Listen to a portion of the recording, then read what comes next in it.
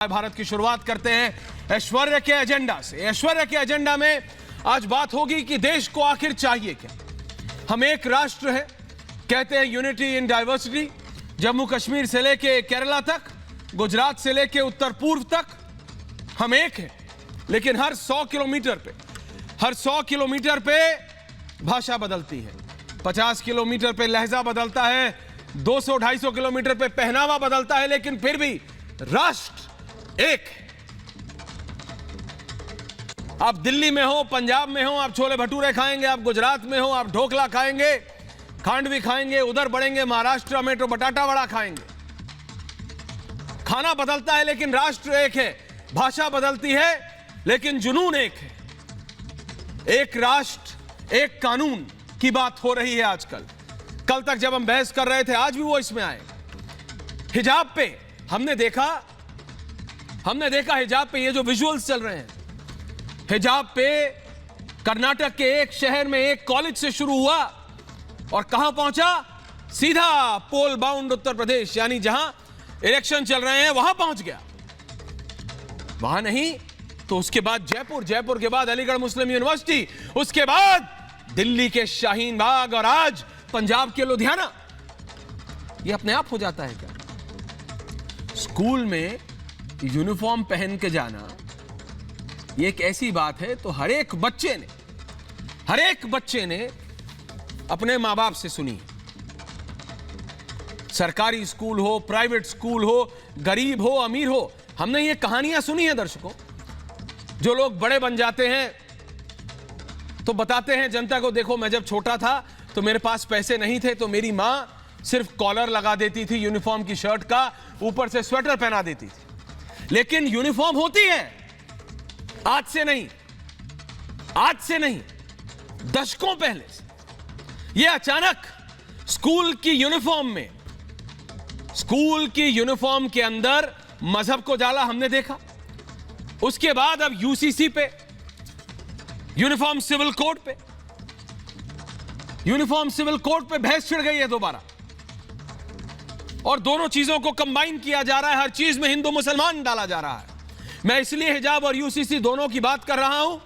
Ishkaran Bhandari, Nigat Abbas, Shamima Begum ji, Yasmeen Farooqui national general secretary हैं। मैं ये सिर्फ कह रहा हूं भाई कि आखिरकार आप मुझे ये बताइए, क्यों इलेक्शन से पहले हर चीज में, मतलब कल को अगर कोई एक बच्चा प्राइवेट स्कूल में काले जूते जिस दिन पहनने होते हैं उस दिन ना पहने, कोई और पहने, तो यह देखा जाएगा कि उसका नाम, मैं हर बार बोलता हूं, कपूर है कि खान है, उसके बाद निर्णय लिया जाएगा। यही चीज होती थी इश्करण पहले पुलिस और फौजियों पर, कि वो जब गोली चलाते थे आतंकवादियों पे तो यह कहते थे, देखो पहले देखो कि उसका नाम है, उसके नाम के पीछे कपूर है कि खान है, फिर मारो गोली। ये वही लोग कोई हैं जो टुकड़े टुकड़े गैंग की बात करते थे। हर चीज में हिंदू मुसलमान जानबूझ के ढूंढा जाता है। अरे बच्चा इश्करण जब आप पढ़े, निगत अब्बास जब आप, या फिर यास्मीन फारूकी जी आप भी, जिस भी स्कूल में जहां भी आपने शिक्षा, अगर पब्लिक संस्थान में, प्राइवेट संस्थान, सरकारी संस्थान, जहां भी आपने लिए, अगर होम ट्यूशंस नहीं जिसने भी, तो हमारे को नहीं पता होता था इश्करण कि हमारे सीधे हाथ पे बैठने वाला हिंदू है, उल्टे हाथ पे बैठने वाला क्रिश्चियन है, पीछे जो बैठा है वो सिख। मतलब मैं कह रहा हूं बॉस, हिंदू, पंजाबी, जैन नहीं पता रहता था क्या? स्कूल तक तो नहीं पता रहता था, सिर्फ यह पता रहता था कि उसके लंच बॉक्स से क्या निकलेगा लंच ब्रेक में। सिर्फ यह सबको टेंशन रहती थी कि देखो मैं क्या लाया हूं और वो लंच में क्या लाएगा। इस पे होती थी बात कि भाई मैं क्या, ये अलग ही दुनिया जा रही है साहब। हमारे स्कूल में मेरे को याद है इसी पे होता था कि यार कौन अच्छा खाना लाया है यार, उसकी मम्मी या उसकी अम्मी या उसकी दादी क्या बना के लाती है यार, वो ध्यान रखो सेकंड पीरियड के बाद।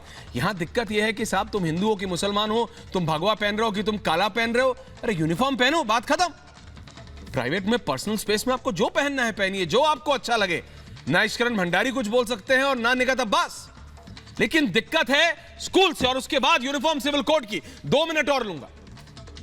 जब राष्ट्र है क्या डायरेक्टर साहब, तो फिर अलग अलग कानून क्यों? यह एक तर्ज है। हिजाब को लेकर मचे बवाल के बीच उत्तराखंड के मुख्यमंत्री पुष्कर सिंह धामी के बाद अब महाराष्ट्र के पूर्व मुख्यमंत्री देवेंद्र फडणवीस ने ऐलान कर दिया। उत्तराखंड में तो उन्होंने कह दिया है कि जल्द से जल्द यूनिफॉर्म सिविल कोड लागू किया जाएगा। इसके लिए एक कमेटी बनाई जाएगी, उन्होंने कह दिया है, जो राज्य में यूनिफॉर्म सिविल कोड का ड्राफ्ट तैयार करेगी। कर्नाटक से उठे हिजाब के मुद्दे को लेकर पहले से ही सियासी तलवारबाजी चल रही है साहब। ऐसे में उत्तराखंड के इनकम्बेंट चीफ मिनिस्टर बीजेपी के युवा नेता पुष्कर सिंह धामी, जो कहा जा रहा है कि बीजेपी को दोबारा जिता ले जाएंगे उत्तराखंड में, उन्होंने बयान दे दिया है कि चुनावी राज्यों का सियासी पारा उन्होंने और चढ़ा दिया है अपने इस बयान से। दिक्कत उन लोगों को हो रही है क्या जिनके लिए राष्ट्र से बड़ा धर्म है?